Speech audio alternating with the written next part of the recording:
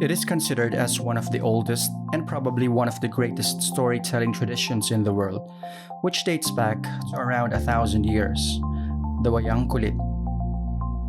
The Wayang Kulit is a Javanese shadow puppetry art form which has its roots from India's puppet theater, Talu Bomalata, brought to Indonesia along with the spread of Hinduism.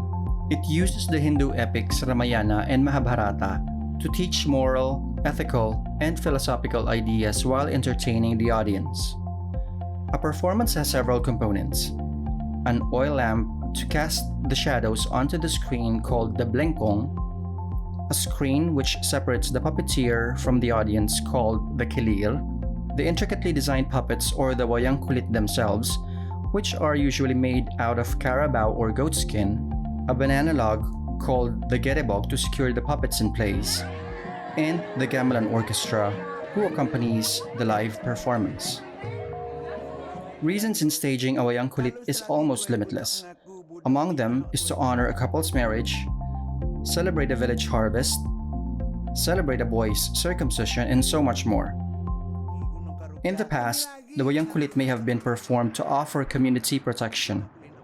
The people believe that they receive blessings and defense against evil spirits whenever they see a performance. All these because they regard the puppets and the Dhalang to be possessed with magical spirits. Since we mentioned the Dhalang, let's talk about him a bit more. He must be the most important enabler in a Wayang performance, because aside from being the master puppeteer, he is also in charge of all the narrations and the dialogues of all the characters. He is also responsible in singing mood songs and acts as a conductor to the musicians accompanying the performance. Being a Dhalang therefore requires a high degree of skill in music, shadow puppetry, and narration, which is only acquired through a lifetime of training. Another integral component in a Wayang performance is the music, and no other group can provide more appropriate music to the Wayang than the Gamelan. The Gamelan Orchestra accompanies performances, which usually starts in the evening and ends at dawn. It responds to the signals and musical directions of the Dhalang, plays a vital role in the narration, emphasizes movements of the puppets, aids in transition from one scene to the next, and stimulates the imagination and emotional connections of the audience.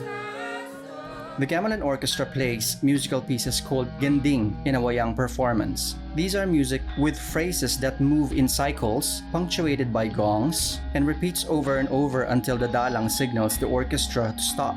An all-night Wayang Kulit performance may have several sections which may roughly be likened to the acts in a theater play or musical.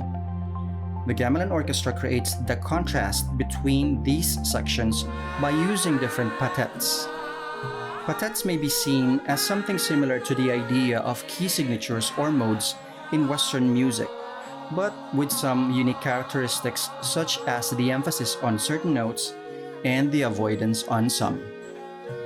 Have you ever been to a Wayang Kulit performance? Share your experience in the comment section.